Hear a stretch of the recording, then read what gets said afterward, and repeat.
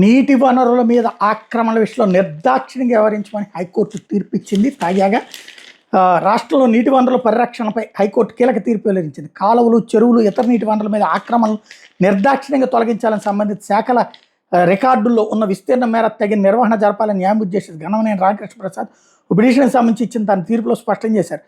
ప్రతి 6 నెలలకు నీటి వనరులకు సంబంధించిన సంపూర్ణ తనిఖీలు నిర్వహించి ఉల్లంఘనలపై నివేదికలు ఇవ్వాలని, నివేదికలు అందిన వెంటనే శాఖాధిపతులు విచారణ ప్రారంభించి 15 రోజుల్లోగా చట్టబద్ధంగా ఆక్రమణ తొలగించాలని ఆ తీర్పులో సూచించారు. నీటిపారుదల, రెవెన్యూ, పంచాయతీరాజ్, పురపాలక శాఖలతో పాటు అన్ని పురపాలక సంఘాలు ఈ మేరకు చర్యలు తీసుకోవాలని ఆదేశించారు.